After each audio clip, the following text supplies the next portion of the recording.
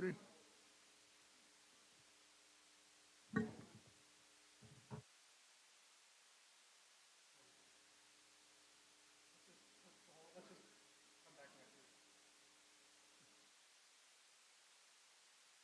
Okay, everybody, it's ready to begin. I'd like to call the March 21st, 2023 meeting of the Irma Town Council to order. I'll start with the call, with the Pledge of Allegiance and invocation by me. We all please stand. Pledge allegiance to the flag of the United States of America, to the republic for which it stands, one nation, under God, indivisible. Dear Lord, thank you for the meeting of this Irmo Council tonight. I pray that you will give us the wisdom and the guidance to do the right things for the town of Irmo. And I hope that no one should ever leave Town Hall feeling defeated. There's always something we can do to help. Amen.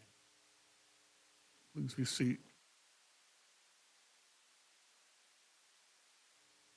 We got our minutes sent to us electronically. Caught up there over there? We got the minutes from the meeting sent to us electronically. The minutes from February 21st, 2023. Is there a motion for approval of the minutes? So moved. Is there a second? A second. Is there any changes to the minutes? Seeing none, all in favor of the minutes as written, say aye. Aye. All opposed? We also received the minutes from the March 7th workshop, 2023. Is there a motion for approval? So moved. Is there a second? A second. Any changes for the minutes? Seeing none, all in favor of the minutes as written or sent to us, say aye. Aye. All opposed? None. Passes unanimously. Report of standing, administrative briefing.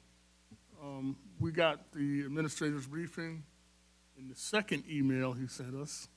And are there any changes for the administrator? Any changes to his briefing? Administrator, do you have any changes for us? Okay, I have a question for the police chief's briefing. We got that electronically. And said here in your briefing, Chief, that the department has 3 vacancies and we've been actively searching for candidates. However, the pool is shallow. I guess you're referring to the pool of candidates is shallow. Now, I'm not the brightest bulb on a Christmas tree, but are you looking for candidates across the United States or just in South Carolina or just in the Irmo area or where?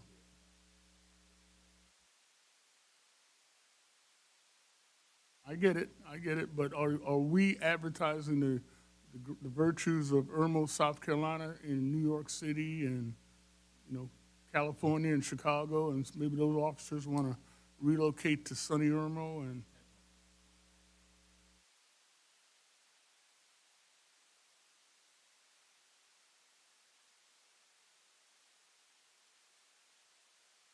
right? I mean, you don't know what you're going to get, but at least put it out there under those tools.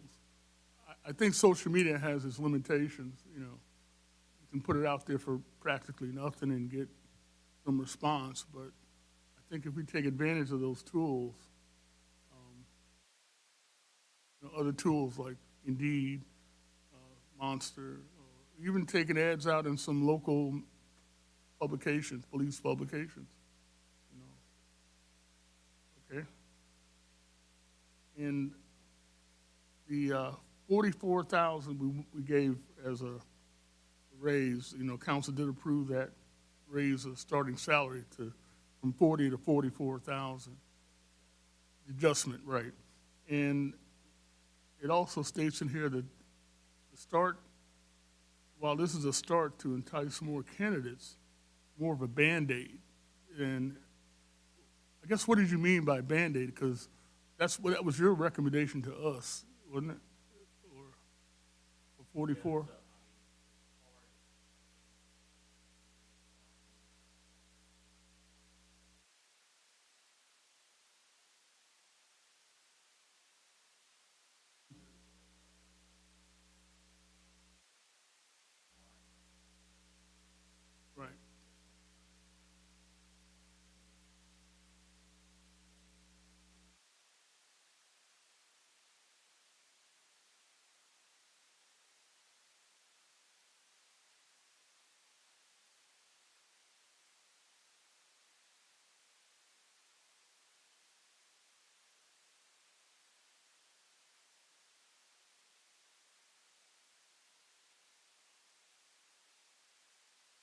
I got you, but we offer 44 as a base.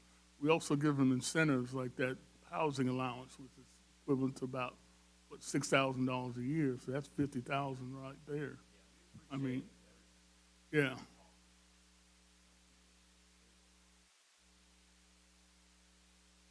I got you.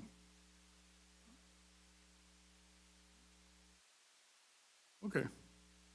Well, I just wanted to talk to you about that. That's my questions for the administrative briefing. Any others? Seeing no more. New in town businesses. Mr. Sickinger, do we have any new in town businesses in the town of Irmo? We do, Mr. Mayor. Advanced Automotion Consulting, LLC, Cigars R Us, Modern Custom Landscapes, La Fay Solutions, Mod Wash, Serenity Nail and Spa, Small Packages, LLC, TJ McKay Entertainment, Tom's Lawn Care, and Unified Family Healthcare Center. Fantastic. We continue to bring in new businesses and continue to grow our business license revenue, which is what we need. Amendments to the agenda. Are there any amendments to the agenda?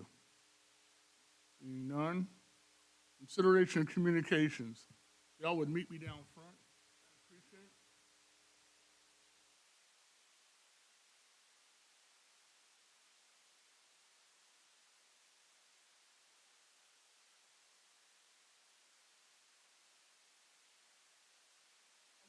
I want to take first and recognize we are lucky to have a great team of athletes in the town of Irmo. And I want to start off tonight by recognizing Irmo High School. All here? We have something for you. Thank you.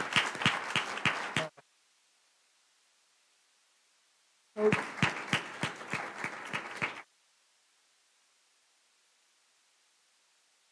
Paul, drink of water, man.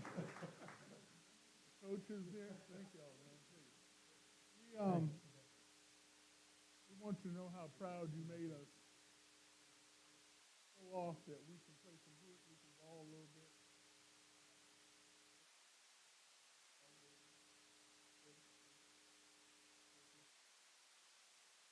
We have something for every one of y'all. If y'all would help me, please. This is a little token of our appreciation. We did this when the women's softball team brought home a trophy from out of state, and we gave them a memorabilia from the town. This is special from us to y'all. And I want you to know how proud we are that y'all are setting the example of what we can do as athletes. If y'all would help me just grab one of those and call their names out, you got an individual trophy from us, so that's special. We won't put that anywhere, okay? Just call their names out, because I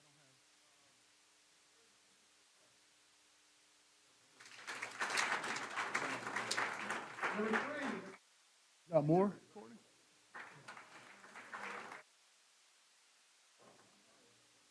Go ahead.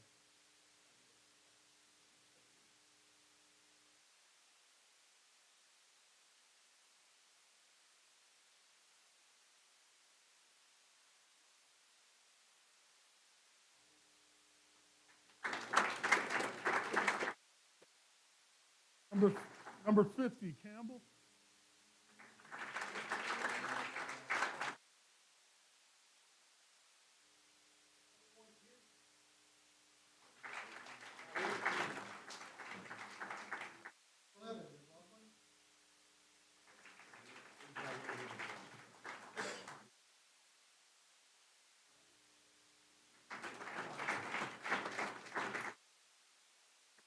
Number 25, Collins.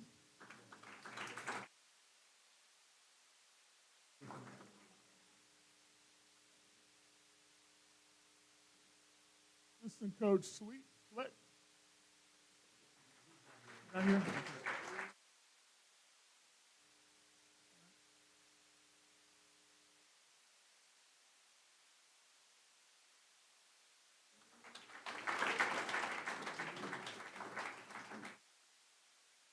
Coach Quinlan.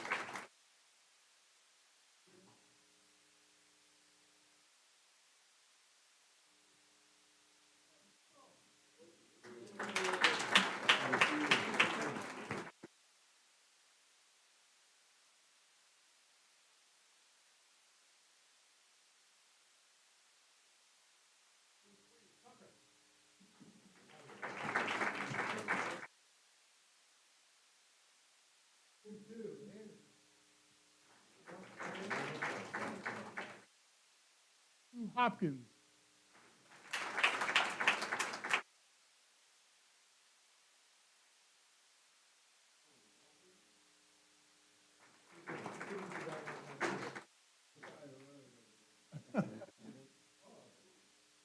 I'll pass those out too.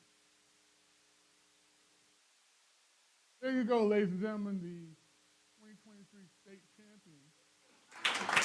Almost state champion. Look, listen, there's 5 of us and 10 of y'all. If y'all ready to ball anytime, we're ready for you, okay? I'm just kidding. Coach, you want to say anything about your team?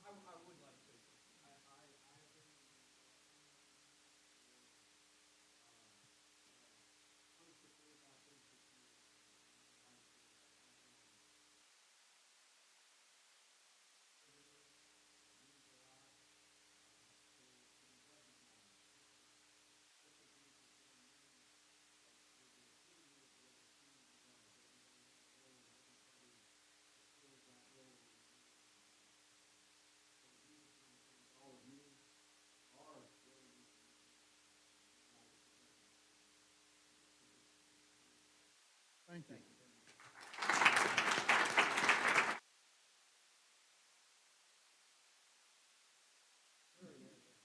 Yeah, it gets.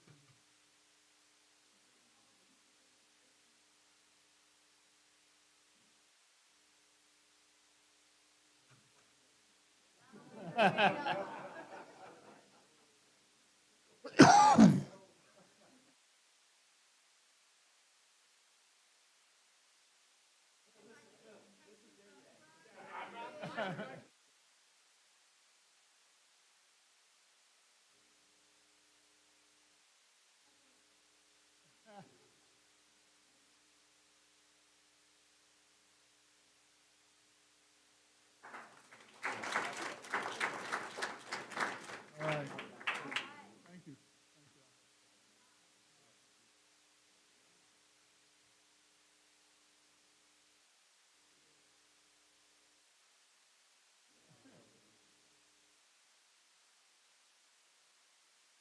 Recognize the small business of the month. Pathways Massage, are you here? Pathways to Massage. Come on up.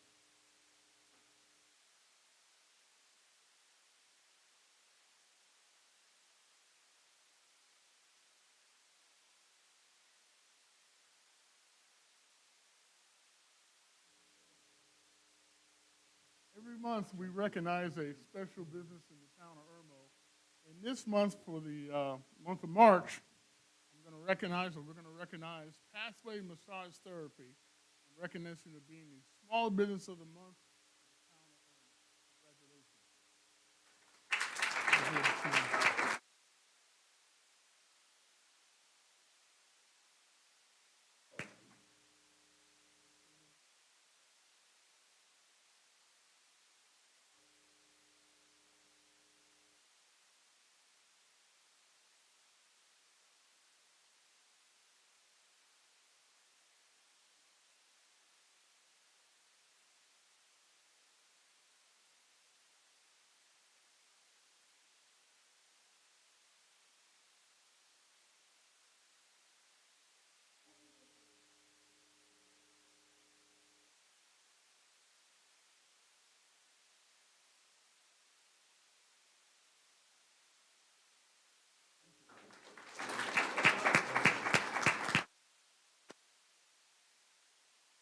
Also have a proclamation tonight, awards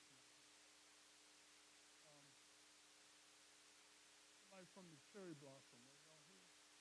There you are. Ladies and gentlemen, we have a special festival coming up at the end of the month. It's the second, third, sixth, I apologize. Sixth annual Cherry Blossom Festival. Believe it or not, just like Washington, D.C., over there, check it out next week. Just like Washington, D.C., we have our own cherry blossoms here in Irmo, which is right across the street. Unfortunately, it already bloomed. Huh? Oh, okay. Oh, good to stroll through the park and check out the cherry blossom, but here's a proclamation for the cherry blossom festival. It reads as such: whereas Irmo is the home of the annual Cherry Blossom Festival, is now in its sixth year, and whereas flowering cherry trees originated in Japan, were introduced in the quantity in the United States after World War II, and whereas in 1912, Japan gifted over 3,000 cherry blossom trees to Washington, D.C., to restore the friendship and political alliances. And whereas the cherry tree produces a fragrant clump of single flowers that bless us with their beauty only a short period in the spring. And whereas the grace and transience of the blossoms remind us of the beauty and the brevity of life. And whereas the blooming of the cherry tree bring joy and hope for all of us. And now, therefore, I, Barry A. Walker Sr., Mayor of the town of Irmo, do hereby proclaim Saturday, March 25th, 2023, as Cherry Blossom Day in the town of Irmo. I urge all citizens to celebrate the Cherry Blossom Day throughout the town of Irmo. And I furthermore encourage all residents and guests to visit the Irmo Town Park and witness the beautiful spectacle provided by our cherry trees and to celebrate life during our Irmo Cherry Blossom Festival.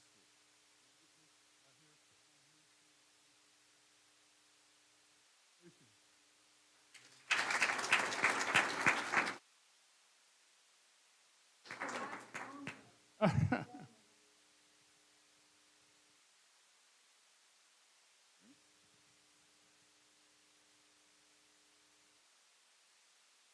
Saturday at what time?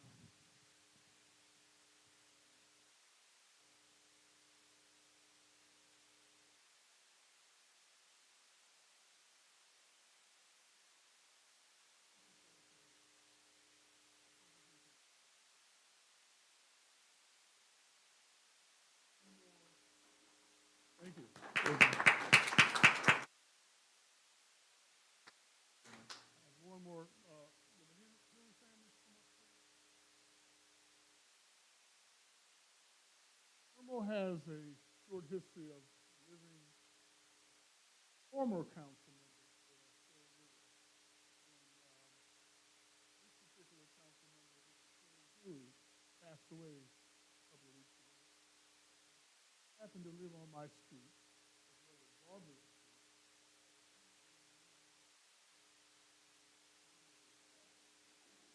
But I say that to say that I would like to recognize Mr. Huey's service. He served as council member in 1991 and 1995. Terry and Mrs. Terry's wife, Diane, daughter, I want you to know that we deeply appreciate his service. Appreciation and memory of Terry Huey, town council, 1991 to 1995, for his dedication and contribution to build a better Irmo through citizens' engagement, improving the environment and the community beautification. The town of Irmo is a better place today because of his efforts. Thank y'all so much for using the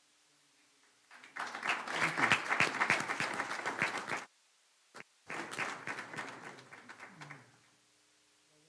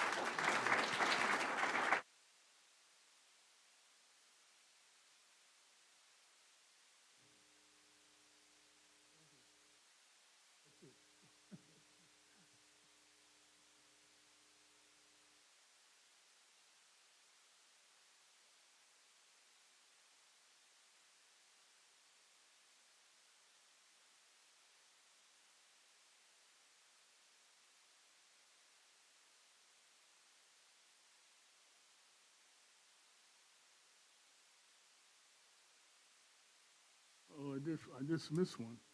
Presentation of the smoke-free Palmetto State certification from DHEC. Are they, anybody from DHEC here? Oh, okay, I'm sorry. Come on back down.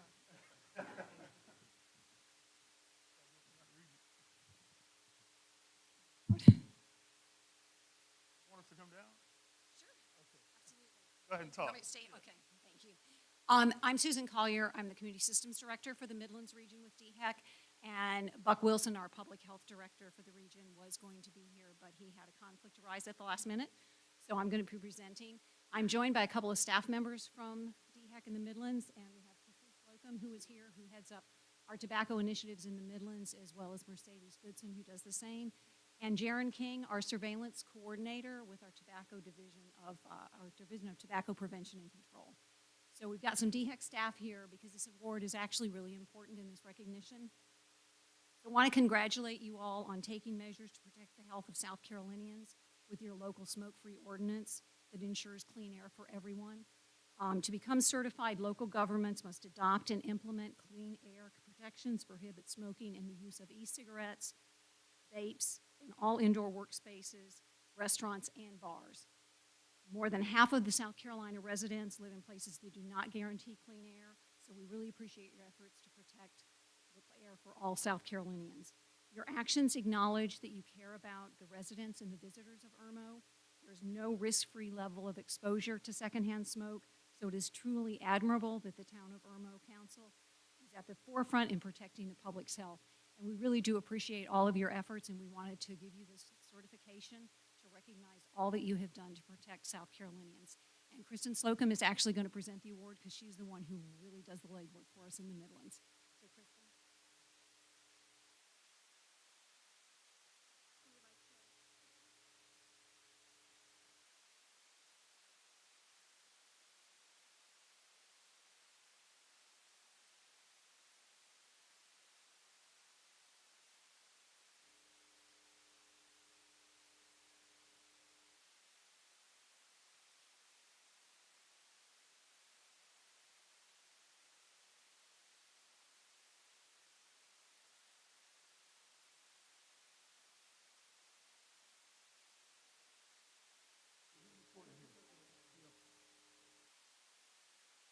Business license. Thank you very much for the presentation. And we are so proud of this. Eric, thank you for your help.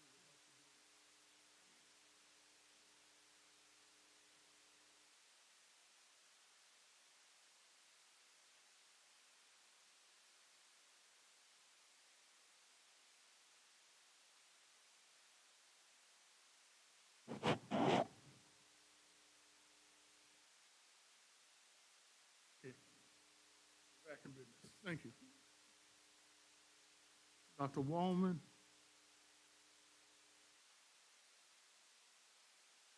Yeah, Dr. Wallman, go ahead. Yes, tonight's school showcase is Nursery Road Elementary Arts Magnet with Principal Carrie Fisher and Magnet lead Lisa Brooks. I'm not sure if they're here tonight, in which case we can reschedule for the next meeting.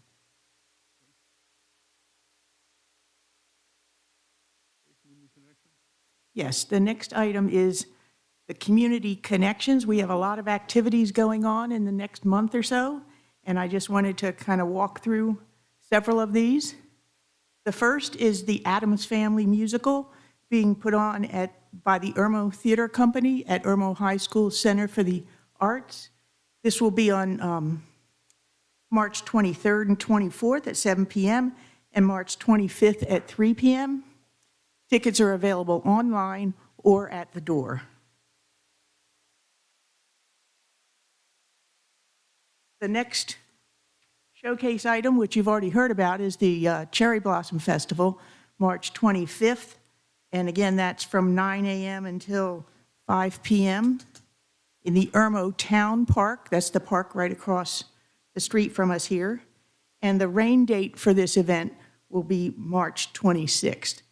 There will be handcrafted arts, Japanese import car show, a taste of Japan, a kimono stroll, picnicking, and more activities.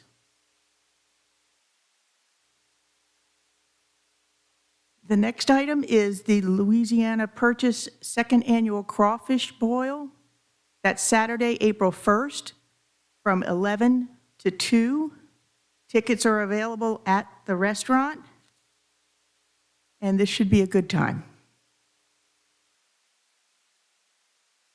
I'd like to also bring to your attention the spring plant sale.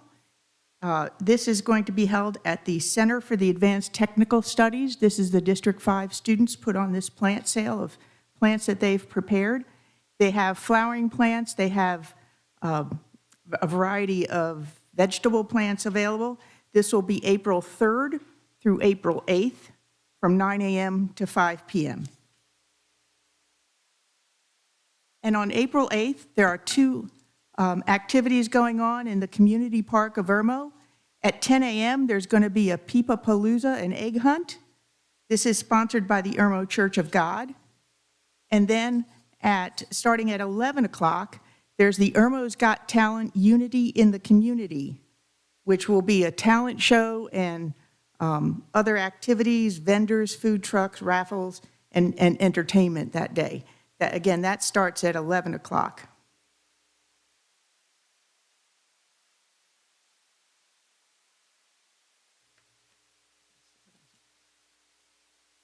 The next item is the Irmo International Festival. That will be held on April 30th in the Community Park of Irmo from 11 a.m. to 6 p.m. This is going to, again, be an international food and entertainment festival. Vendors, live music, storytellers, art exhibits, and a lot of family-oriented activities. The last thing I wanted to mention is the Community Earth Day celebration. This will take place on Saturday, April 11th, from 10 a.m. to 2 p.m. at the McGregor Learning Garden, which is at McGregor Presbyterian Church. There'll be a lot of different activities there, educational activities, the opportunity to answer questions about native plants and pollinators and buy local honey, and all kinds of activities that promote celebrating the earth. Mayor Walker, that's all I have. Thank you. Seems like April's going to be a heck of a month for Irmo. If y'all are into getting out of the house and coming out of Corona, that's going to be the month for you. Thank you again, Dr. Wallman, and thank you for citizens for listening to all that. Here we have presentation by citizens on agenda items only. This is your time to come up and let council know what you think about the items we're about to discuss and debate, how you feel about it. Also, it's your opportunity to share information you think we don't have or need to know. I'll call you. We have a number of people signed up. Point of information, Mr. Mayor, how much time do they have to speak? Yeah. We have, I'll call you up from the sign-up sheet that you gave us before the meeting, and you'll have 3 minutes to address the council on what you want us to know. It's not a debate. We're not going to go back and forth with you. I've asked you to be respectful to the council and to come up and tell us what you want us to know. And I'll start with Susan Derrick, 151 Rocky Creek Trail. Ms. Derrick, you want to come up to the microphone and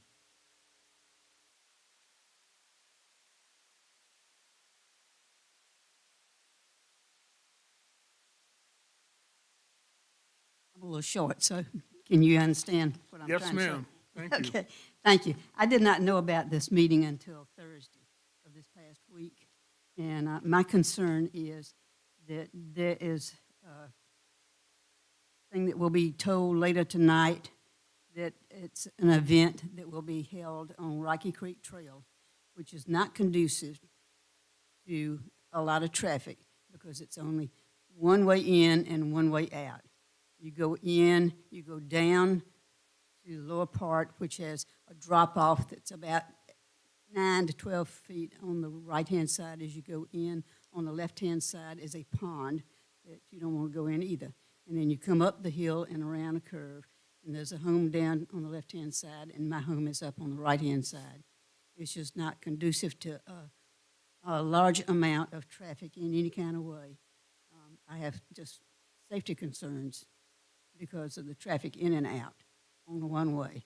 And it cannot be increased in size at all because of the fall-off on both sides. I would like to entertain any questions you have concerning what I just said. Concerns? Good. Thank you for letting me express my concern. Okay. Thank you, Ms. Derrick. I want to remind you that tonight, when you come up to the mic, if you would tell us what item you're going to be addressing, so we can make sure we're on the same page. I suspect you were going to address the ordinance 2406.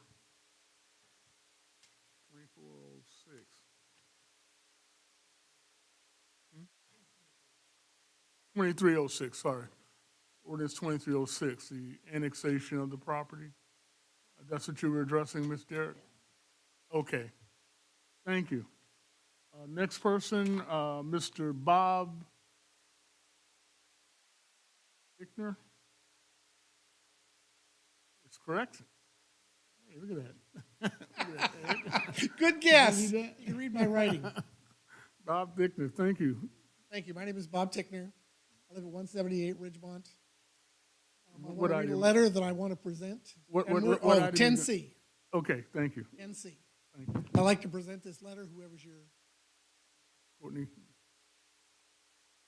This is a letter from the, greetings from the Ridgemont HOA Board of Directors. After discussion with the four abutting properties up to 153 Creek Trail, and most of the Ridgemont residents, we unanimously vote that Ridgemont HOA take the following positions on ordinance outlined in Ordinance 23-006.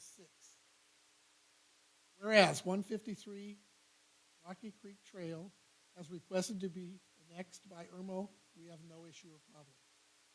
Whereas 153 Rocky Creek Trail wants IRMO to rezone said property to fringe agriculture, no, we do not support this rezoning. The properties surrounding 153 are all residential, and we believe this should stay residential.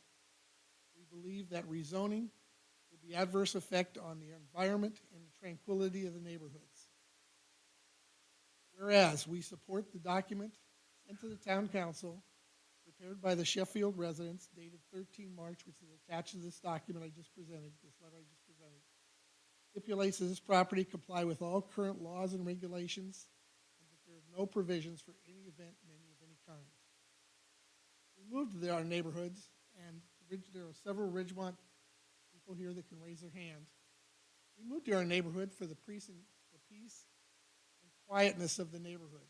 And we do not believe that the traffic and any kind of party or venue is needed in our backyard. And there's only a few trees that abut the butters, which are here tonight, between that property and theirs, so there'd be no noise bands.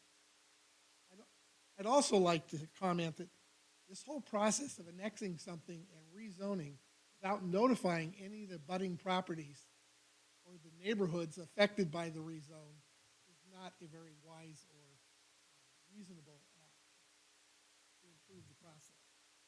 Thank you. thank you, Mrs. Tigner. Courtney, did we have that sign up for annexation? Did we put an annexation sign up on Lake Murray Boulevard or on Systems Lane? Okay. I got you. Jackie Inman. Jackie, are you in the house? There you are. How are you today? I've seen you before somewhere. Yeah. Basically, I just wanted to say that I've lived in the Ridgemont neighborhood for over 20 years, and it's been very quiet.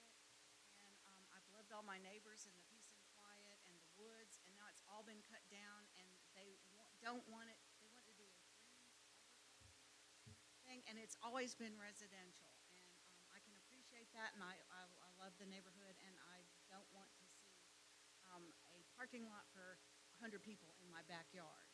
Extra lights, noise, music, things that would, interfere with the neighborhood. You wouldn't want that in your backyard either. And that's all I have to say, that all these neighborhoods circulating, that this would be, totally adverse to our peace and quiet and our neighborhood. David Turbyville. Turbyville.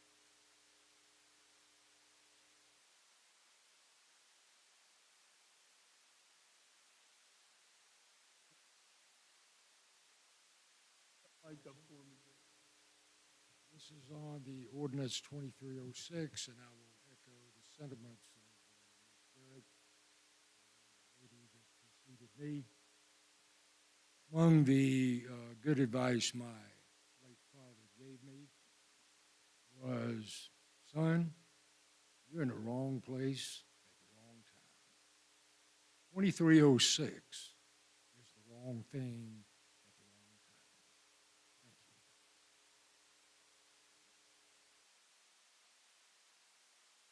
Jim Reagan. 50 Systems Lane. Council, my name is Jim Reagan. My wife and I live at 250 Systems Lane. In fact, our house is right across Rawls Creek and about 100 yards from the proposed event venue barn on the property there at 153 Rocky Creek Trail. We built our home back in 2015. As many others have said, for the seclusion and quiet setting, we have 2.5 wooded acres that back up to Rawls Creek. And we built it to be our forever home, not to be next to an event venue. We're very concerned, along with others on Systems Lane and folks in the surrounding subdivisions, about the loud noise that goes along with an event venue. We're also very concerned about security for our home. The applicants are proposing walking trails along both sides of the creek to be open to the public. These trails would allow anyone at any time of day or night to be walking along the back of our homes on Systems Lane with absolutely no control, no monitoring. Plus, there really is no available parking on Systems Lane or on Telfair Way in Sheffield. On February 13th, Rebecca Conway, Lexington County Development Manager, responded to an inquiry from Doug Poland stating a few of the concerns she and her staff had that she had shared with the applicants at 153 Rocky Creek. They were a group assembly. Limited is not allowed in Development D zoning district.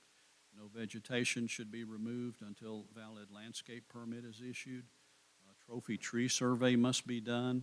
A wetland study must be done. In fact, the barn, which was built last year, is actually in the floodplain along Rawls Creek. Were these requirements met before the cottage and barn were built? And there's really a very good reason why Lexington County did not permit them to have an events venue in this current zoning. Their property is surrounded by residential neighborhoods consisting of almost 400 homes, rather. Would any of you folks want an event venue in your backyard? If you do approve this, that's exactly what we will have. Thank you for your time. James Altman. James Altman.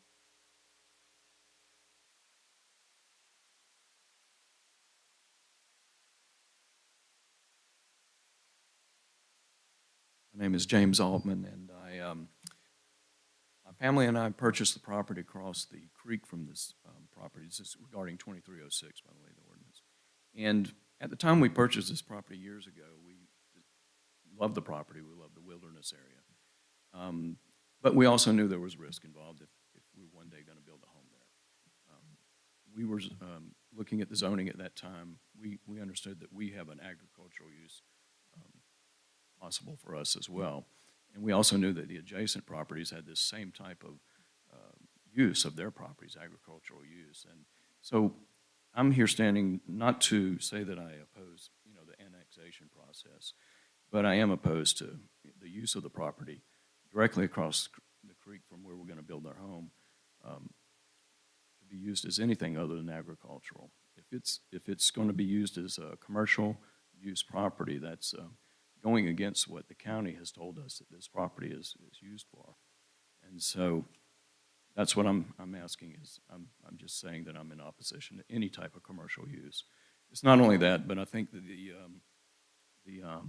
use of that road going down to this proposed venue is unsafe. That's all I have. Thank you. Mr. Altman, are you at 236? Yeah, 230, excuse me, 236 is I thought they wanted my current address, but 236 is the proposed building site for my home, our family home. Okay. Just to but clarify, you can strike that, the you're other at address. 182 Marina.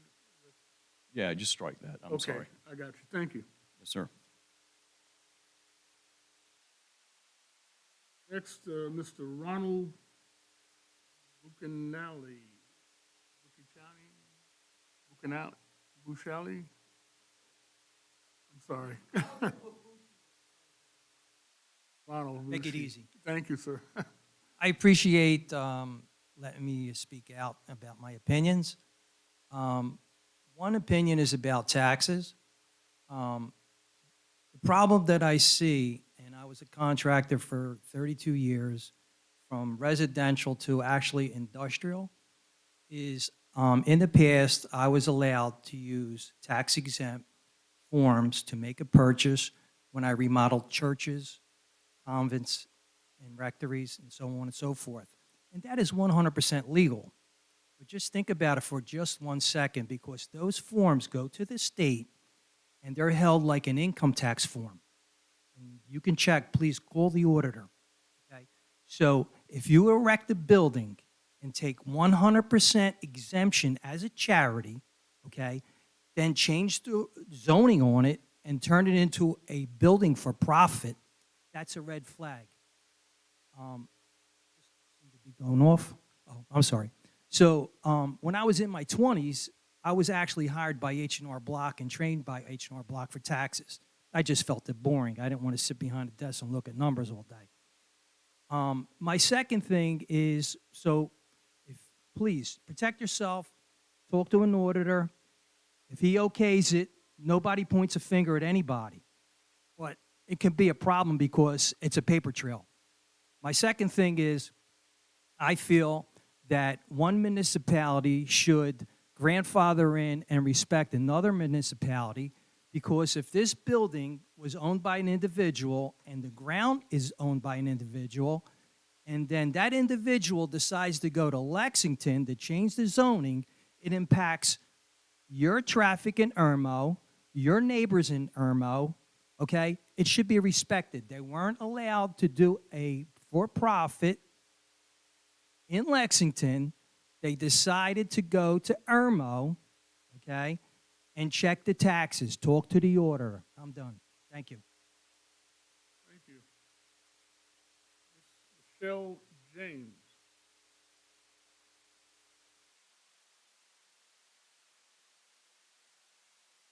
Michelle James, oh, there you are.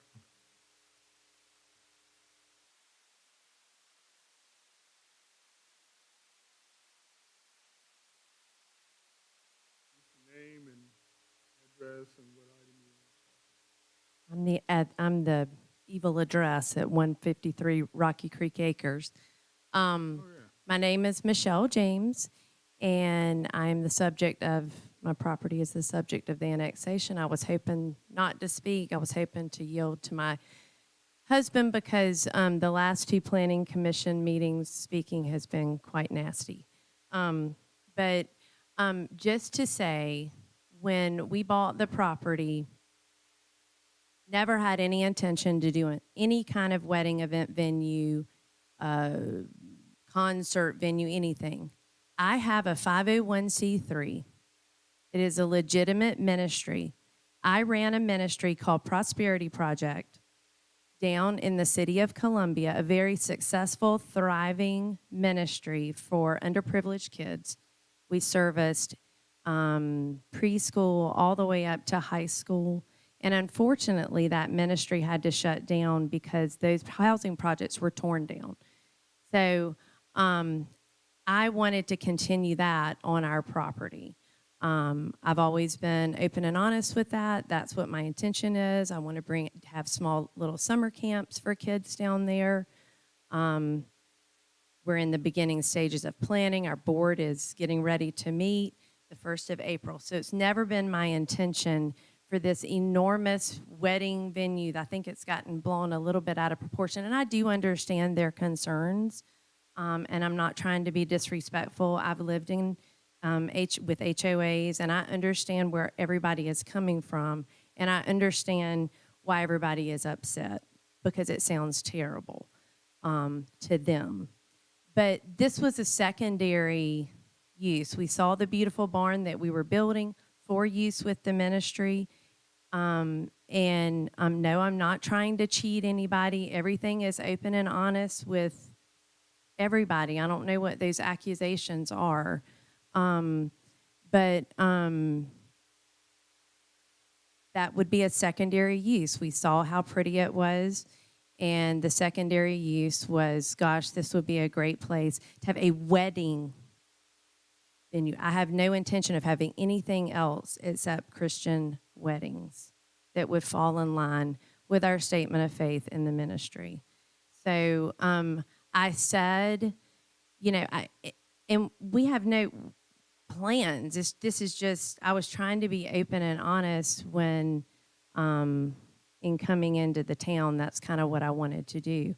However, we needed to work that out. I was open to, even open to being neighborly, with the neighbors. I don't want to be surrounded by people that do not like us. So, I hope we can resolve this in a way where we can still be neighbors at the end. So thank you for your time. Appreciate it. All right, Mr. James, thank you. Mr. J. Ladd, Larry James, I guess is your husband. Would you like to speak?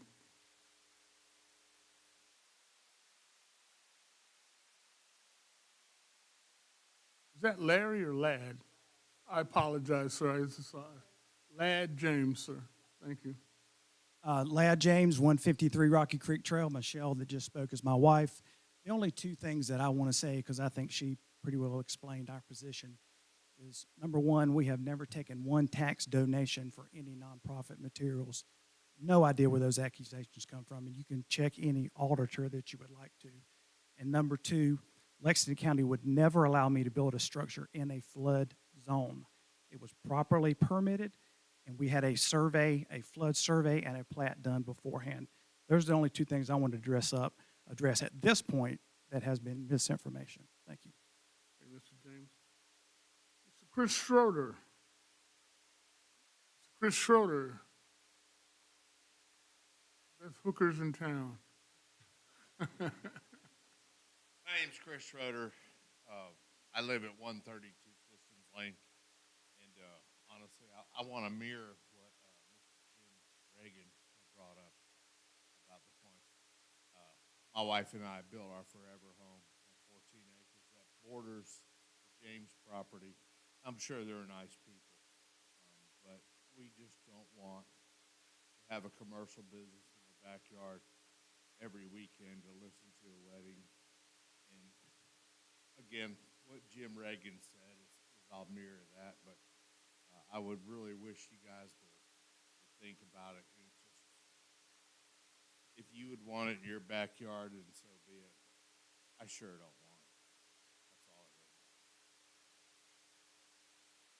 is. Thank you. Miss Kathy Wallace. Miss Kathy Wallace, are you here? There you are. Come on up, Miss Wallace.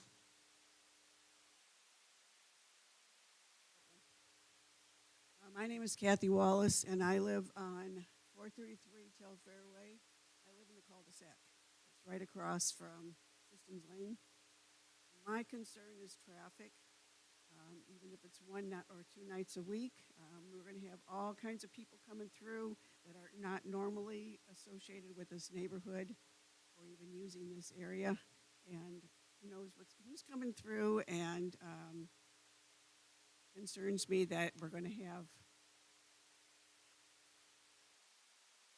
people that aren't interested in our neighborhood. I would like to have the rest of my time go to someone else. Yeah, Excuse me, ma'am? I'd like to concede the rest of my time to him. To who? I'll call him up. I'll call him up. That's fine. You done? Are you done, Ms. Wallace? Okay, thank you.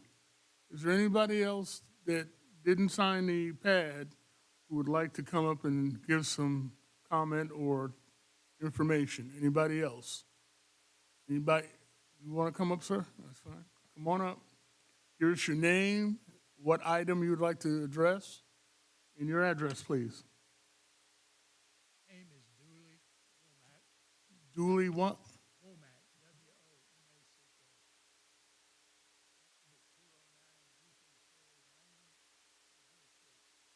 Been there for 33 plus years. It's at the speed of a piece of.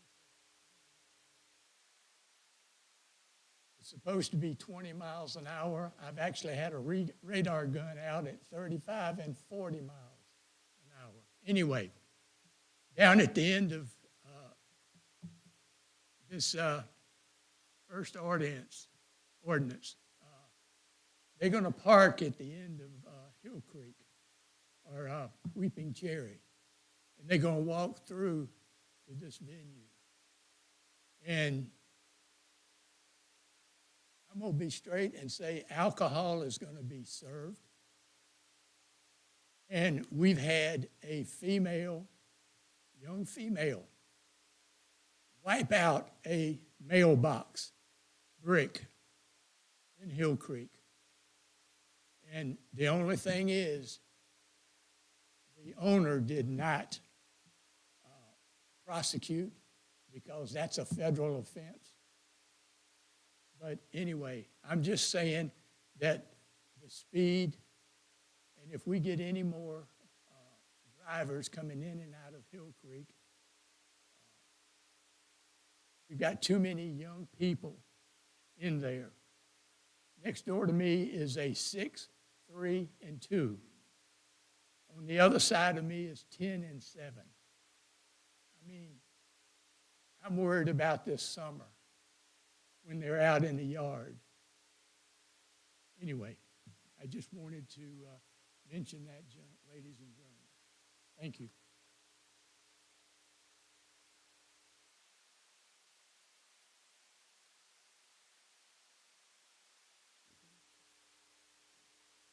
Is there anybody else that would like to address us or want to say anything else? Come on up.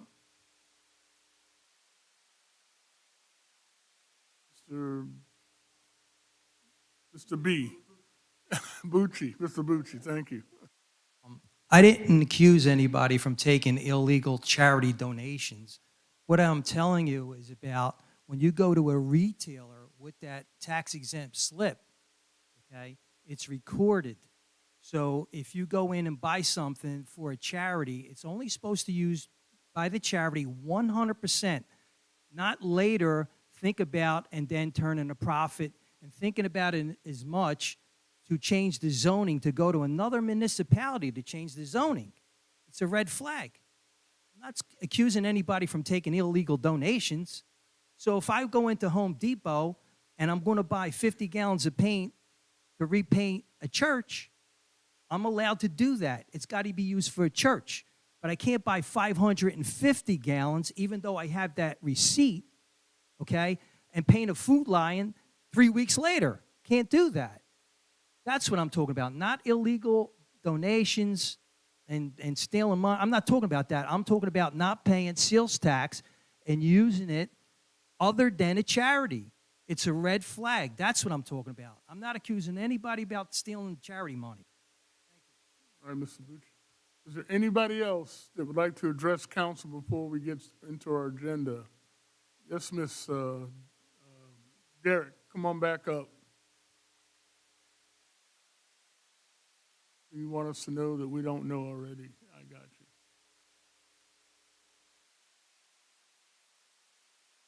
I would like to address the fact that everybody else has talked about their home and the neighbors and all like that. I have lived in my home since We built it in 1964. I raised 2 children there that I had to take to Umro Elementary School, which was less than a mile away because there were no school buses to drive back and forth. What I'm trying to say is, when we built off of the road on Rocky Creek Trail, we were with another couple that was partners in a landscaping business with us. And we thought that we were off of the road and would be a little private within our 2 homes together. And I'm sorry I didn't mention that I just have been there for such a long time. I can't imagine the traffic that would be generated back and forth. Thank you, Ms. Derrick. Anybody else? Going once? Going twice? 8 o'clock, we can continue our meeting. Thank you. Unfinished business, second and final reading of ordinances 2301. Is there a motion for second and final reading? So moved. I'll second. Mr. Sickinger and Mr. Bush. Sickinger. Yeah, Mr. Mayor, it's been discussed and further discussed on workshop. I'm generally in favor. I do need to make a motion to amend, to remove 2-3.6A, conditional uses for townhouses, letter I, which says where proposed for the RG district, maximum density of a townhouse project shall not exceed 4 units per acre. I think that there's a number of places where we do this, and as discussed in workshop, this provides, ensures additional clarity. His motion has been made. I'll second it.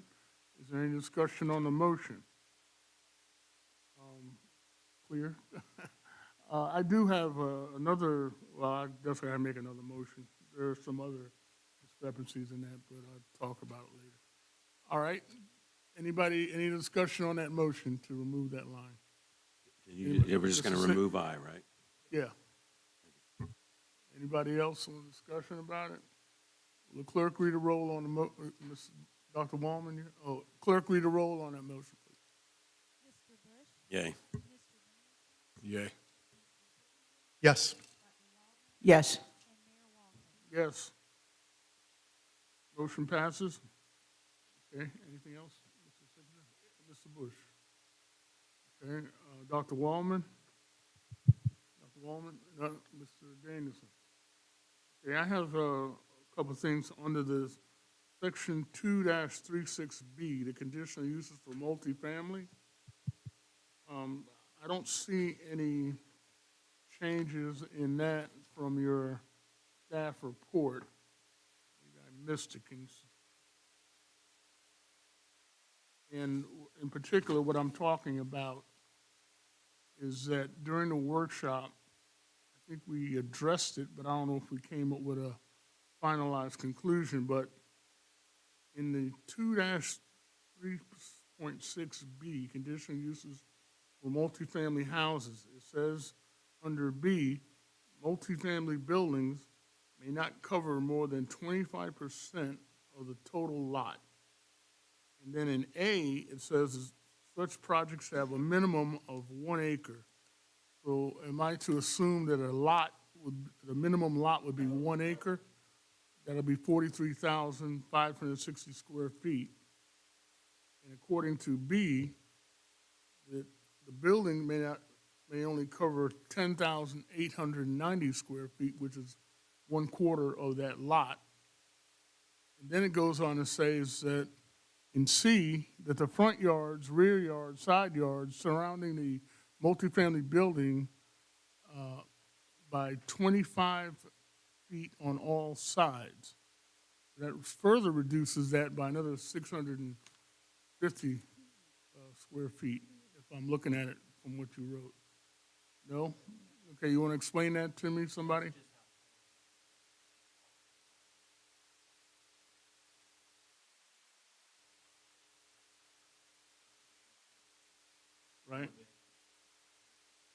Yeah, 25 feet, minimum 25 on all sides.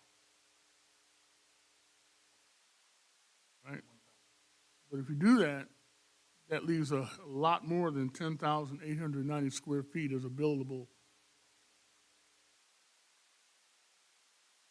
But you say here that a building can't be more than 10,890 square feet. So that's, okay, but that's 32,000 square feet that you are not able to build on that you can build on because you moved it back 25 feet from the east side. I mean, what I'm getting at is that I think we cut the size of the building, buildable land or the buildable building down to a point where it's unreasonable. For a 1 acre lot, you can only build a 10,890 square foot building. That's what I'm reading it as. And if I'm wrong, please correct me.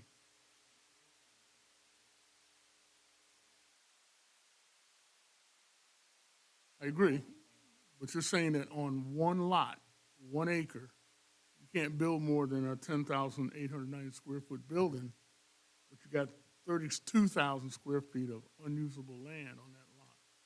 Is that's,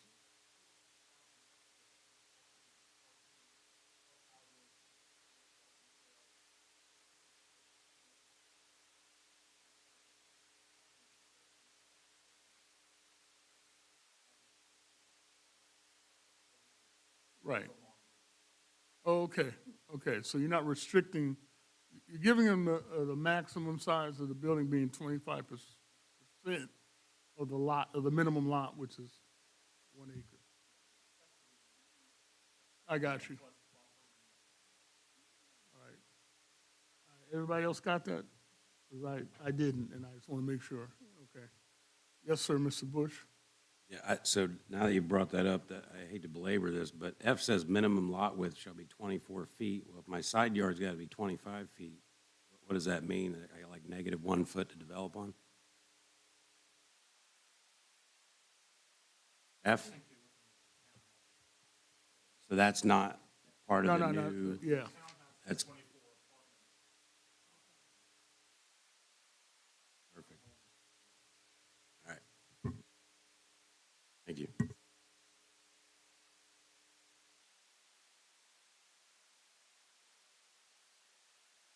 Yeah. That's all I had. Anybody else? I'm straight. Any other amendments? Clerk, read a roll. Mr. Bush? Yes. Mr. Danielson? Yes. Mr. Sickinger? Yes. Dr. Waldman? Yes. Mayor Walker? Yes. Thank you. New business, item A, first reading of the 2304 to adopt the local revenue service agreement. Is there a motion for first reading? So moved. Is there a second? Second.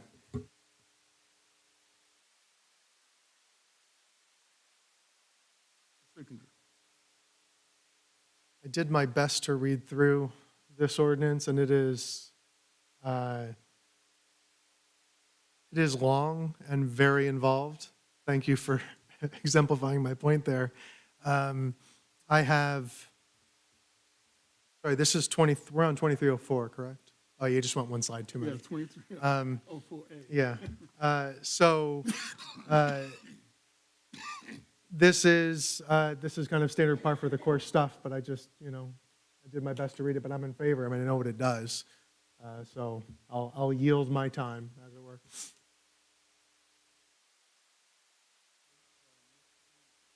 Yes, sir. Thank you, Mr. Mayor. This is new with municipal association, or is this amended?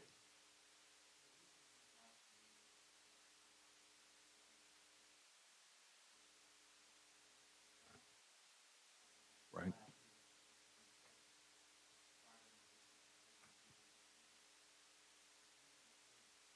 Nothing.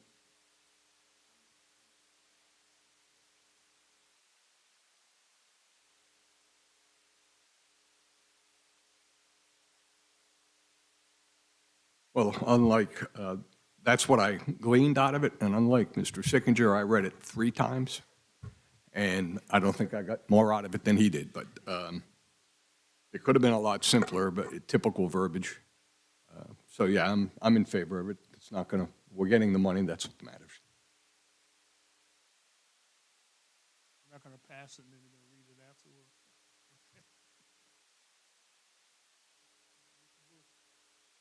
So we get 100% of the money, or do they shave some off for paperwork?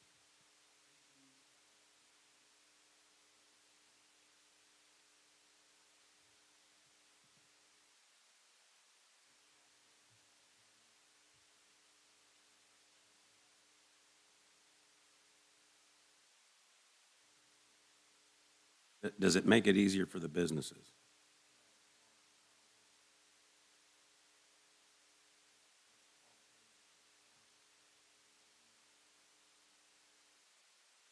Thank you. Dr. Wallman? I just have 3 quick questions. I presume that Mr. Edwards has read through this and taken a look at this.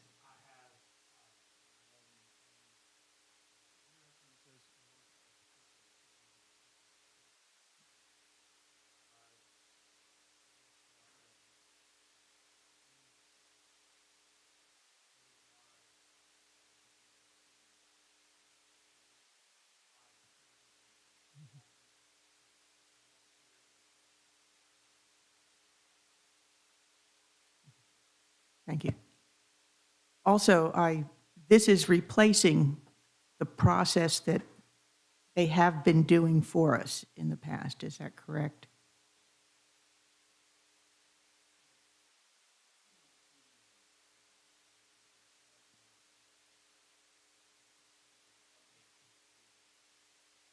Right.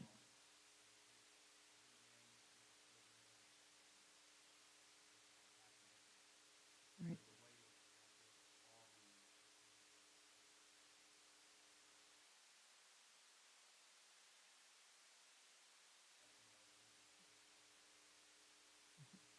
My last question is about Section 9, which states, "All ordinances in conflict with this ordinance are hereby repealed." Do we have any ordinances that might conflict with this?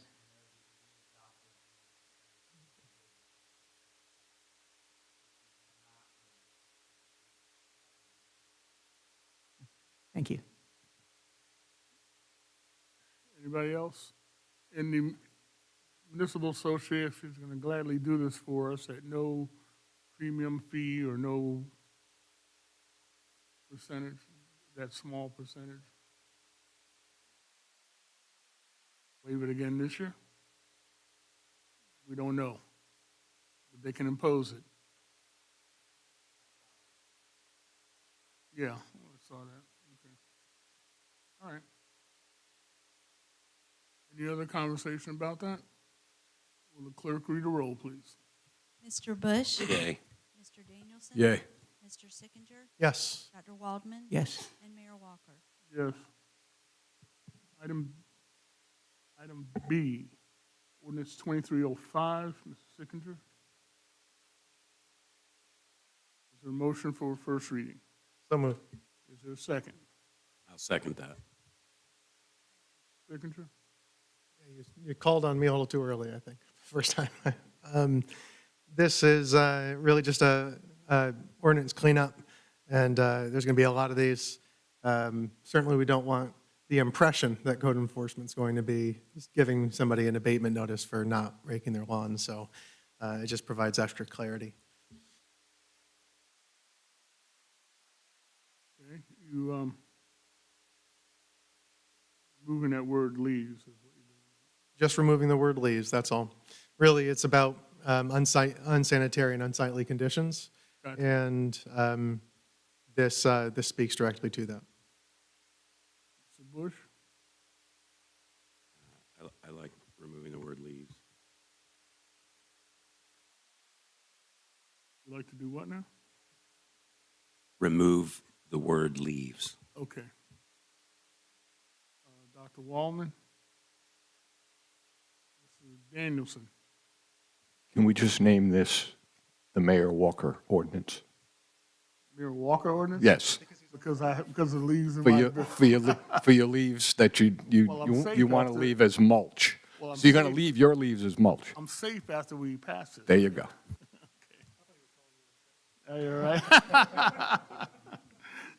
Right. Will the clerk read the roll before I get chastised anymore tonight? Mr. Bush? Yay. Mr. Danielson? Yay.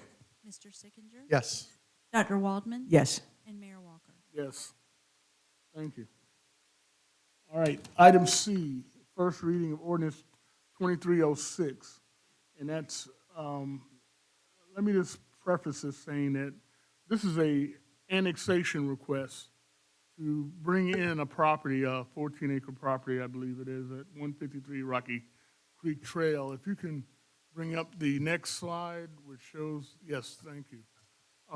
On the slides you see in front of you, this land is in brown and is contiguous to Irmo town limits through the Sheffield Woods and through, looks like Hill Creek subdivision. It's contiguous because of that.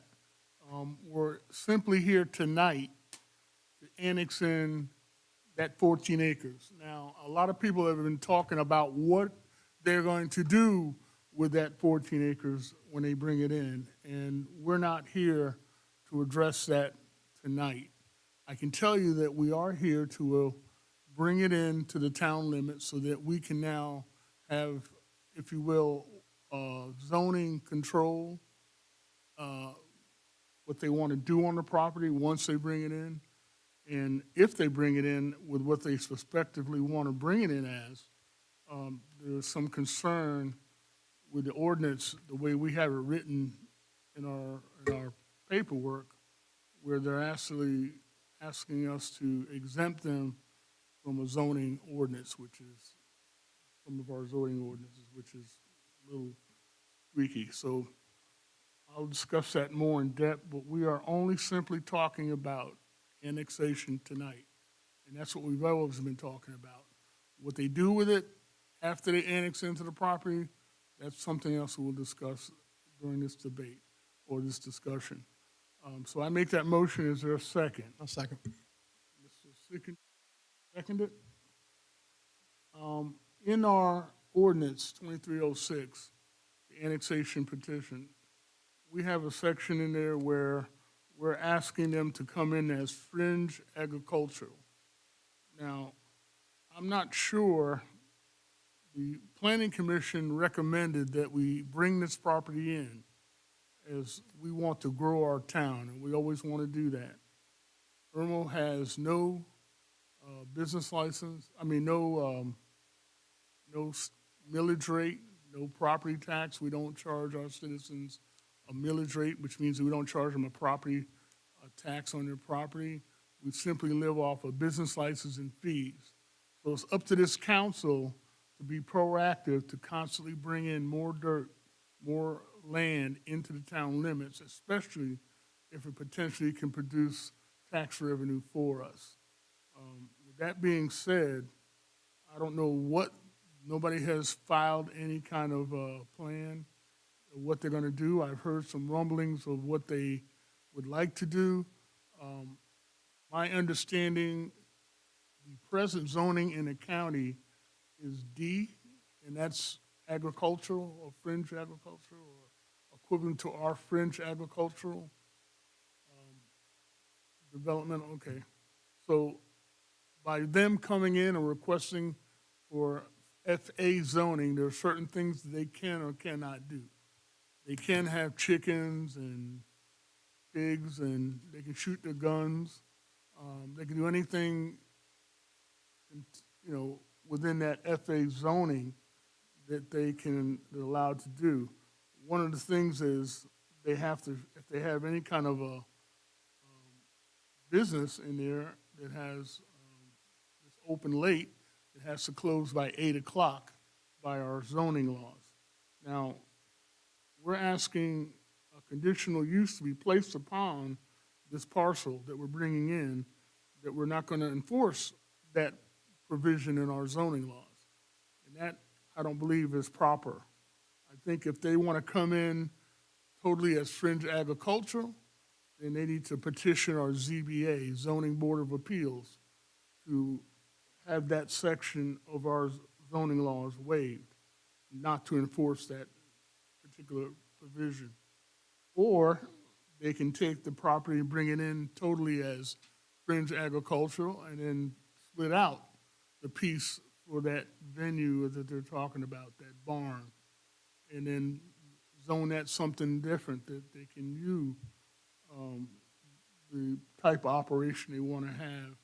And quite honestly, to be configured and compatible with the neighborhood around it. That's what they have, that's what they should do.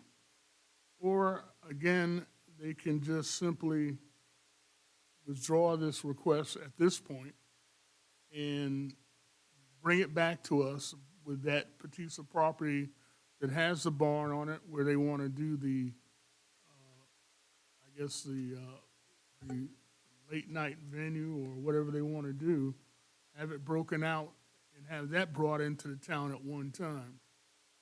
So there's options and there's things that we have to address. And that's my beginning of the debate. Before I make a motion, is there anybody else, Mr. Sickinger? I appreciate the opportunity. I'd like to have you do the motion before we. Okay. I would like to make a motion that we strike number 1 on the conditions being placed upon this property, that it has to, section 2-3.2D of the Town of Irmo zoning ordinance not to be enforced on this property. We need to strike that from the annexation ordinance. Second. Thank you. Second. Is there any debate about that? Anybody wants to debate that? Mr. Mayor, just for clarity's sake, what we're doing in this motion is amending number 1 on the conditions. Another way to do it would have been just to remove the word "not" be enforced. But what we're saying here in this motion is that business has to close at 8 o'clock. Well, I mean, strike the whole line. Right, yes. Does the same thing. But just for clarity's sake, Yeah. that we're saying the They have to the abide by rules apply to them to the property. 8 o'clock. And to be honest with you, I don't know, they say it's a Christian venue that they want to do. They can't sell alcohol on that property either, so that's also in that ordinance or that provision. So anybody, Mr. Danielson, you look like you had a comment? I'd like to make a motion. Well, I mean, we're voting on the motion. It's been properly moved to second. Strike that one line, or is that a comment on that? Okay. Mrs. Bush, Dr. Wallman. Okay, will the clerk read a roll on that motion, please? Mr. Bush, Yes. Mr. Danielson, Yes. Mr. Sickinger, Yes. Dr. Waldman, Yes. and Mayor Walker. Yes. All right, now back to the original Mr. Danielson. You have some comment? There is a fourth or fifth option. I lost count of the options there. But the fourth or fifth option is to reject the petition to annex due to the complicated issues and the surrounding properties and our own fringe agriculture, not in harmony with Lexington's development zoning. They're very limited on the group process there. I think that's another option that we need to look at. So that's my comment. I think we've heard it loud and clear from the folks in the area. Do we really want any type of an event venue annexed into the town in this particular location? So that's an option. Mr. Bush? Yeah, I agree with Bill, and the county had this zoned as D development district, and I think by going to fringe agriculture, you would be declassifying and not reclassifying. You'd be going backwards, considering it's completely surrounded by residential neighborhoods. My recommendation, I'll make a motion now that we amend it, which I don't know if we can do that on this, And then what? to, instead of bringing it in as fringe agriculture, bring it in as like RS, single-family residential, to match the surrounding area. Well, if you do that, they won't be able to have chickens and pigs and shoot their guns and stuff like that. I would agree. I mean, I don't know. I mean, I understand that. I'm the last person that would argue against fringe agriculture. But I don't think it fits when it's surrounded on two-thirds. I'll second that motion. okay, it's been properly moved and second that we change the zoning classification from FA to RS, you said, single-family residential? For the 14 acres. Now, keep in mind that they already got animals on their property, okay? So we're saying that if you want to come into the town of Irmo, and this is the first reading, if you want to come into the town of Irmo, you're going to have to get rid of those animals that they already have. Question for the zoning administrator. What do you mean? Would they That's be? what it means. Would they be grandfathered with? No. That's the whole idea of why they can't have that one provision that we just struck. I mean, I think that if the owners really wanted it to be single-family residential, they would have proposed that at planning commission. I agree with you, Bill, that we can just vote it down because it's a controversy. But if they, again, I'm about building our town up. If somebody wants to come into the town of Irmo and zone it as FA, there are certain things that they can and cannot do in FA. And one of them is they can't have a venue like they're proposing, a wedding venue or whatever they want to call it, with late night traffic and all that stuff, and they have to have certain road widths, which they don't have now.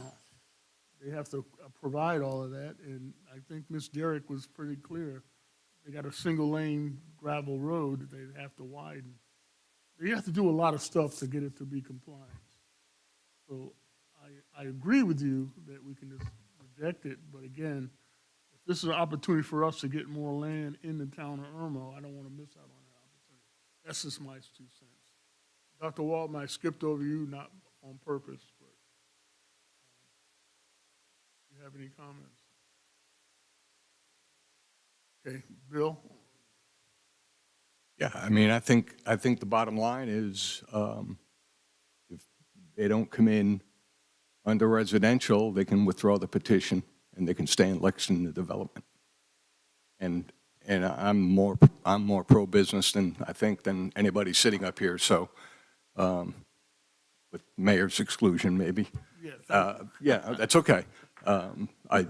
There's a time and a place, and, you know, I asked myself, what would I do if that was there? And I would prefer it not be any kind of an event scenario.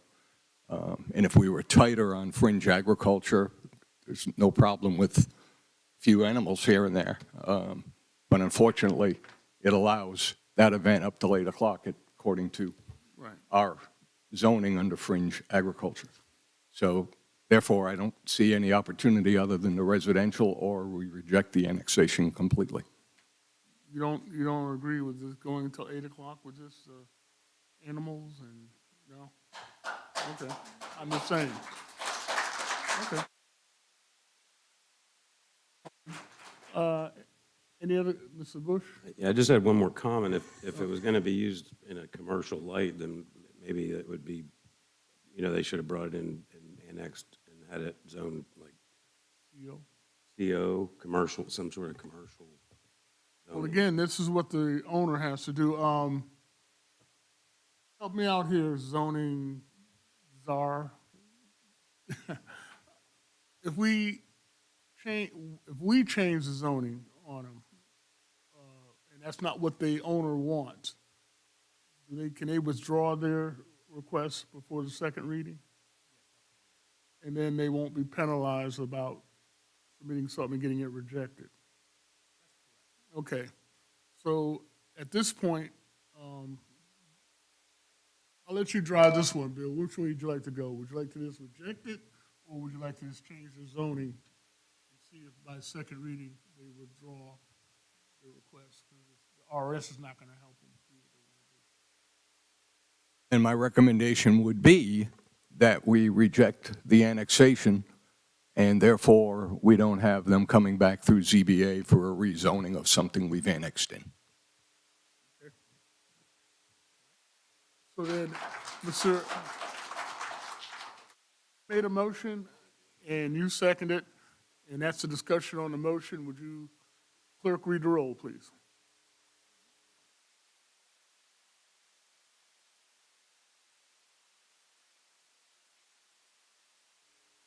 And then we can vote it down after he does that.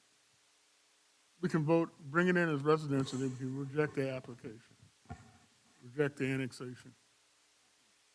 Bring it in as residential. Are we allowed then to? We can't. Right? They can withdraw the annexation. They can withdraw the annexation.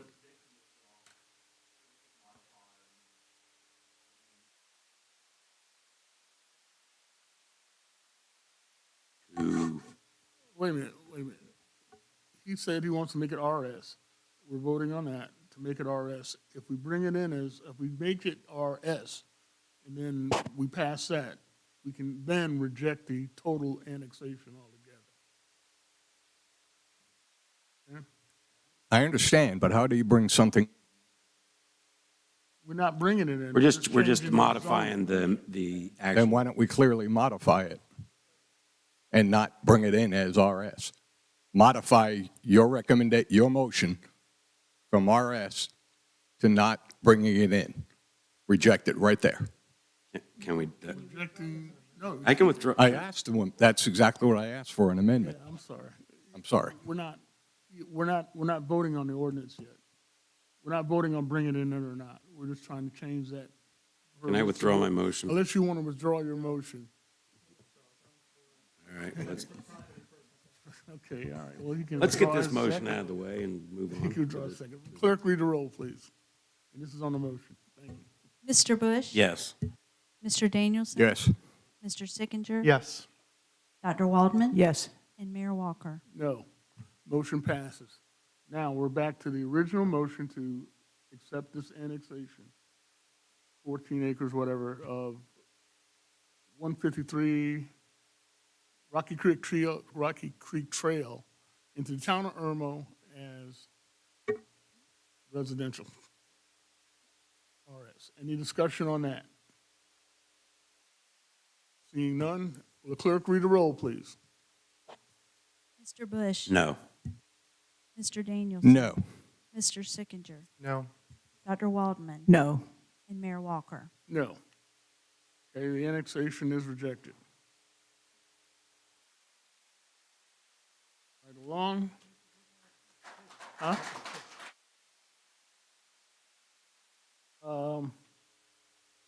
Moving right along. We have, last year, we gave the Universal Community Improvement Organization a grant. They submitted a grant request for $300,000 for the ARPA money that we use to help with their summer school and after-school programs for the Irmo area students. We awarded them $100,000, and with the understanding that they could come back for additional grant funding from the second tranche of the ARPA money that we have been awarded from the federal government. If this motion I'm going to make is not, as a request, not seconded, then the resulting of not seconding is the same as voting against this. So at this point, with the voting approval, I will make a motion that we approve the second tranche award of $200,000 to the Universal Community Improvement Organization. And there a second without having a second? The voting of this will be the same as going back on the commitment that we made on the organization. So, is there a second? Is there a second on the approval of the award?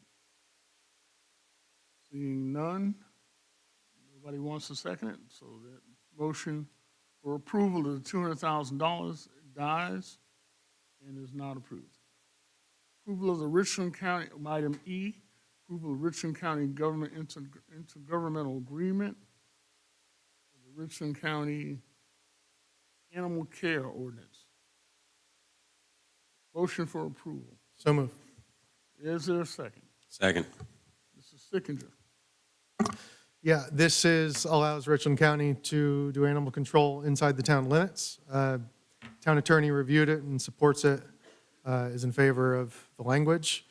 I'm glad that we don't have to pay for animal control. That's, I've been watching that TV show and it seems like it's a pretty dangerous occupation. So we have something similar with Lexington County and it's certainly necessary. I wish we could have our own animal control, by the way. Like, I wish we had the funds to be able to do all that, but that's way outside of our control. So I'm in favor. Mr. Bush. Is there any money involved?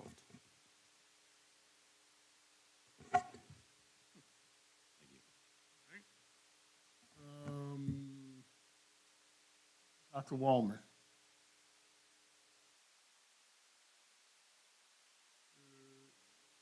Mr. Ghost down there. I think that was a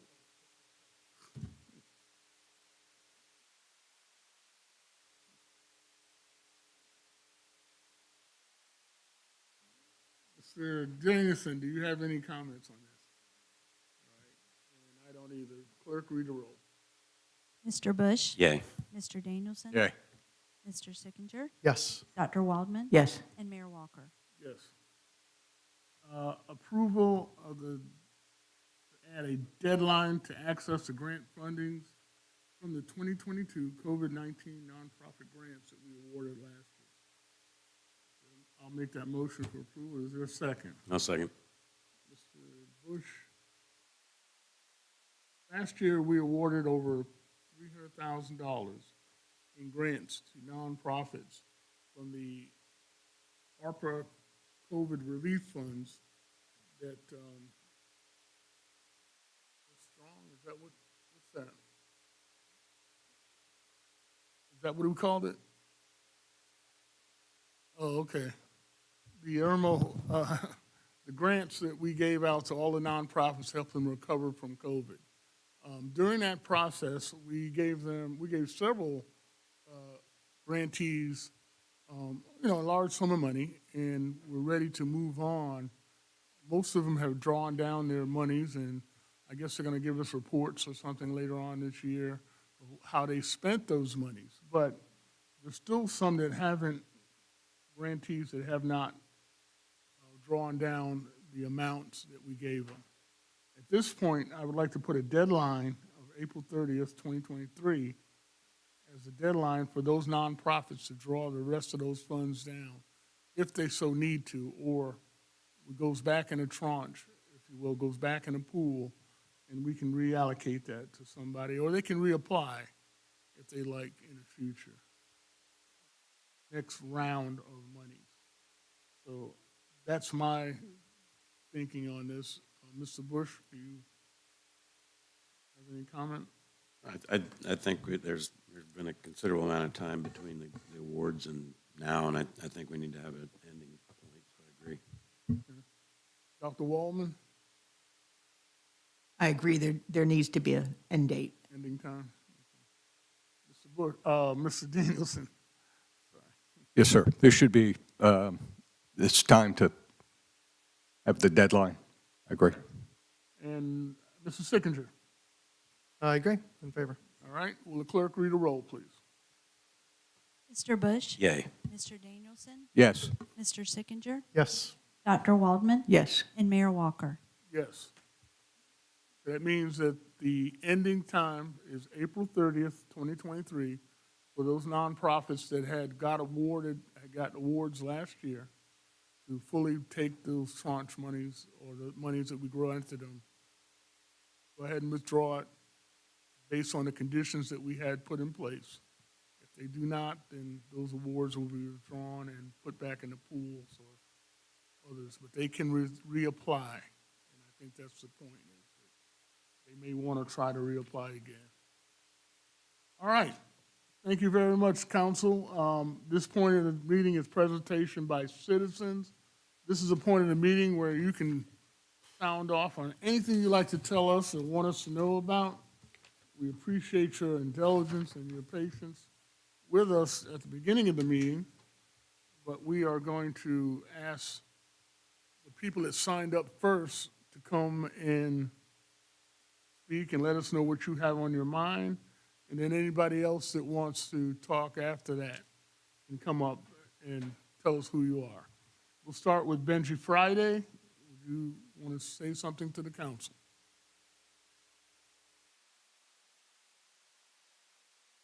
Friday, and I live in the Beacon Hill subdivision.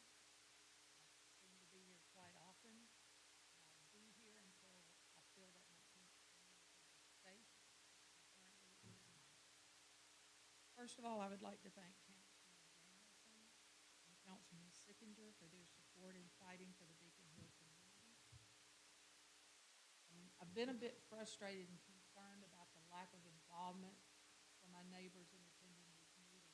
So Tammy Cook and I walked our community over the weekend and knocked on every door in our subdivision, letting people know what is going on in our subdivision and asking them to be active in the fight to do something about it. We had a number of people here. You'd raise your hand. What we discovered as we walked through our subdivision is there's a number of elderly and disabled people that are unable to attend these meetings and aren't computer savvy. Someone has to speak for these people. Again, we all have the right to live peacefully and safely in our homes. Currently, we cannot enjoy our neighborhood. Last night, 8 shots were fired directly behind my house. We gave Bill Danielson some of the cartridges, and I believe he gave those to Pete Taylor. It's interesting to me that people walking in my neighborhood can always find me, but when we call the city of Columbia, we don't have a lot of luck with them finding these people. I want you to know I totally support the Akil Ross program for middle schoolers. I think it's a great program, but currently it is not stopping the gunfire in my neighborhood. Hopefully, long-term, it will have a major impact in our neighborhood. I'm asking Mayor Barry and this council to put the same effort and financial support into securing my neighborhood that they have placed in the Akil Ross program.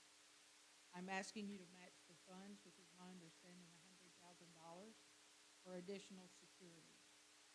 I'm asking you to solicit other funding, as I believe you have with the Akil Ross program.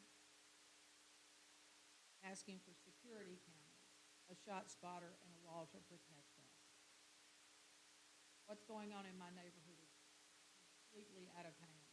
This has not just started in the last few months. This has been going on for years. I cannot safely have guests at my house, nor can the people in my neighborhood.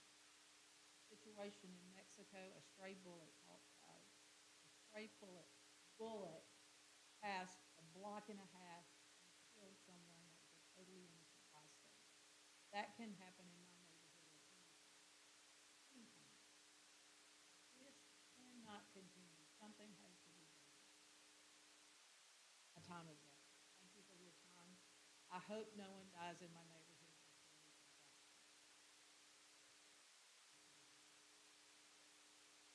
this. Julie Womack. Julie, you still here? You want to speak to us again? Thank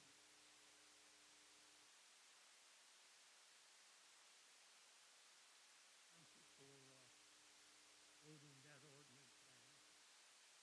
Appreciate you guys. Annexation. Thank you. George Frazier. Hey, you know him? Mr. George Frazier.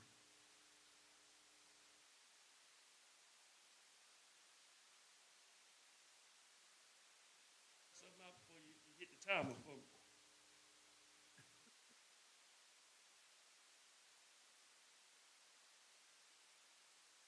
Evening. Good evening, ladies and gentlemen. My name is George Frazier, and I'm the chairman of the events committee for the town of Irmo.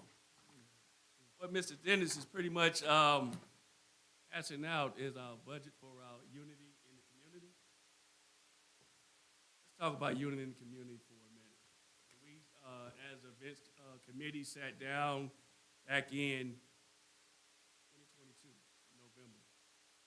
The unity in the community. Basically, the unity in the community was to bring together citizens of the town of Irmo. No matter what race, color, creed, religion, we wanted to come out and just have a good time. We all know violence that's been happening in Irmo. We still want individuals to come out and participate because Irmo is a safe place, to be.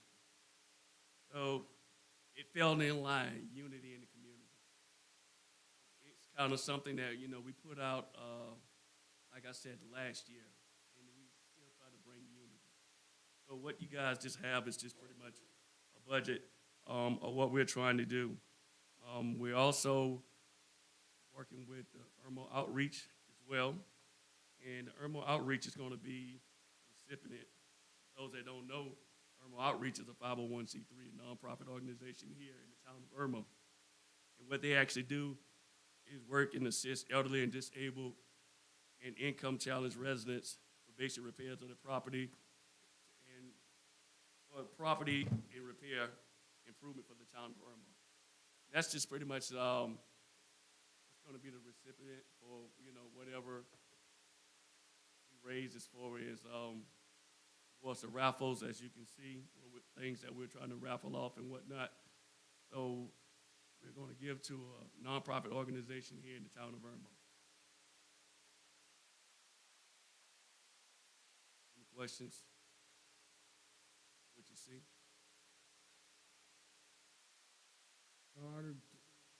Again, this is not a debate, but council have a problem with this budget, spending that money for the unity in the community? They has a problem with that? Giving you a handshake nod, not a voting nod, but I think most of the people up here are in agreement with all the violence we've had in the last several weeks. The murder in Kroger, the shooting in Frankie's Fun Park. It's not in the town, but in the area. We need to go ahead, and this being Easter weekend, we need to kind of bring everybody back and bring them together and say, hey, you can meet and have a fun time on a Saturday morning. I think this is a great opportunity for us to do this. Thank you for the events committee putting this together, especially the Easter egg hunt for the young kids. I think Dr. Wallman mentioned that. That's all free in charge of everybody, especially the Irmo's Got Talent, Unity in the Community. That's all free of charge. If you have a talent, contact the people on the flyer. I like to see a day of metanoia, a day where we can all get together and peacefully enjoy the day. And I thank you all again for putting that together. Thank you. That will be April the 8th, 2023. Start at 10. Mr. Bouchard, Jerry Bouchard. Okay, thank you. I'm a resident of Sheffield. I just want to go on record, tell you that after a few contentious first meetings with the planning committee, we reached out to myself, mayor, councilman, administrators who are easily accessible not residents, any of us of Irmo. We're in the community. Appreciate the belief. Okay, move on. Shirley Glover.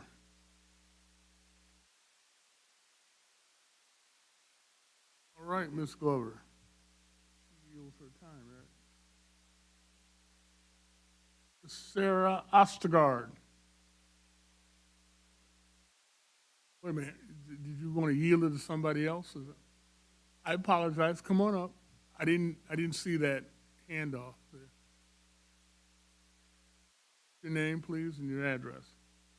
My name is Charlene Young. I live at 34 Cape Flattery Court.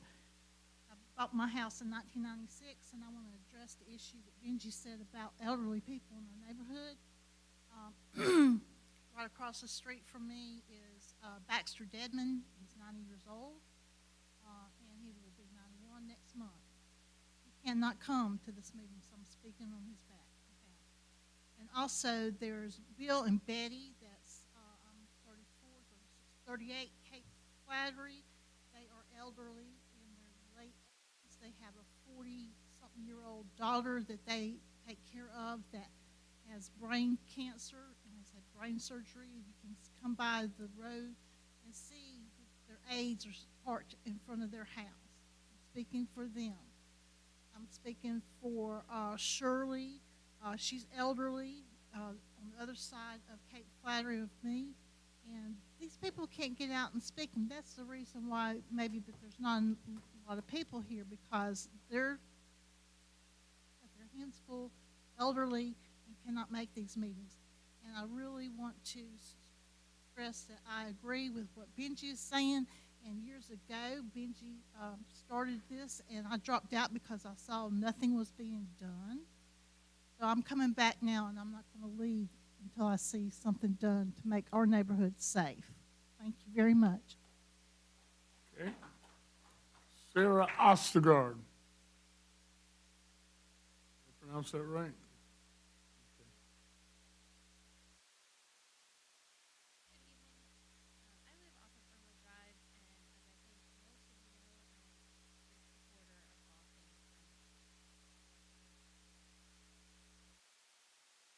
Simply want to thank the whole Irmo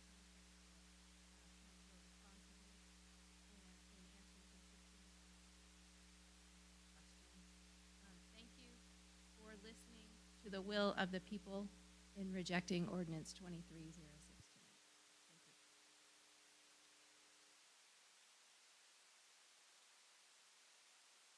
Thank you. Anybody else would like to address the Irmo Council on anything on your mind? Come on up, tell us your name and Tony Gradle, 725 Chadford Road. Sorry about that. I'd like to thank Councilman Sickinger for taking up my concerns about removing leaves from that verbiage on that particular ordinance. That should keep the thugs from Irmo Police Department off my property over leaves in my yard. Secondly, until today, I had never witnessed an entire community full of people come together to squash dreams of another individual. See, we had somebody that wanted to open up a Christian business on their property, the weddings and such, on their own property. And all the old cronies that live around them decide to come around and start complaining about noise and traffic flow. Bring it to council and single-handedly squash these people's dreams of having this Christian ministry on their property. And I think everyone that came up here and spoke against it ought to be ashamed of themselves.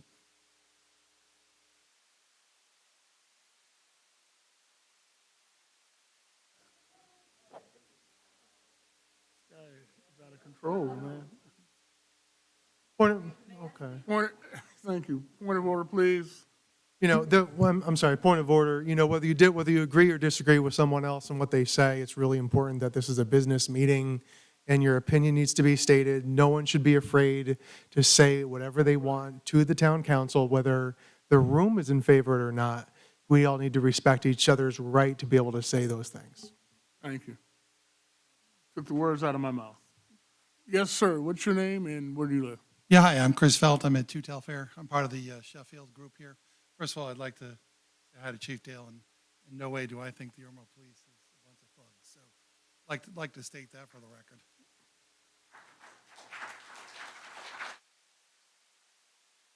And I too just wanted to thank the council. I attended the first couple of meetings, and it was a little contentious.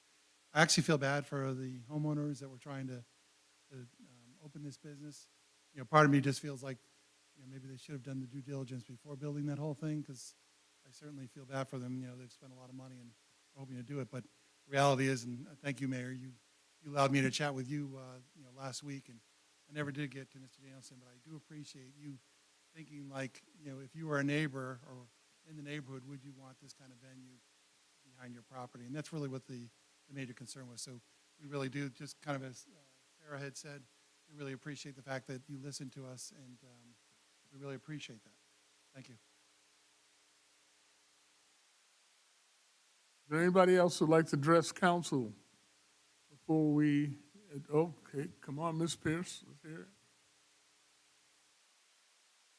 I just wanted to recommend and tell the chief thank you for what they are doing in our neighborhood. When we had our shooting on Columbiana Drive into the woods in the middle of our neighborhood, they were very quick to respond. Once again, shot detectors would have been a great thing to have, as well as last night, to pinpoint the direction of this gunfire. And we know it's coming from the city of Columbia side. And we would urge council to assist us with the town attorney into seeking avenues to work with Wishrock to achieve our goals of having a structure to separate our communities from stray bullets, as well as shot detectors and video surveillance. I think that if we put pressure on them, that they do have the funds for this. They had $13 million in which they invested into a property in Edgemore, Maryland, where they actually did put forth, or Brian Shumway did say that they were putting forth efforts to put in security cameras and surveillance and security for that property for the people that resided there, as well as for the community surrounding it. So I think that is an avenue that we can go and address our issues and maybe get some sort of a resolution to keep our neighborhood safe. And the people who walk the trail, not only from Beacon Hill, but from Settlers and from up around the college and all the way around Columbia Drive. People take those trails. It's not just Beacon Hill. It's the surrounding area. Thank you. So this was about 8 o'clock last night? That shooting, 8:30? They have cameras, you know, they have cameras up there. I mean, did anybody talk to them about it? I mean, in the complex. Yeah, nobody asked them about those? It's like they're recording, you just have to pull the tape from.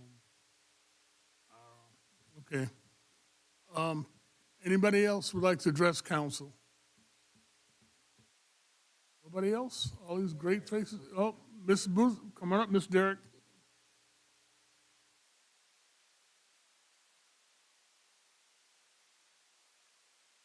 No, I have had my efforts, said to y'all tonight. My concern is the safety. We talked about the venue that they were setting up down at the end of Rocky Creek Trail.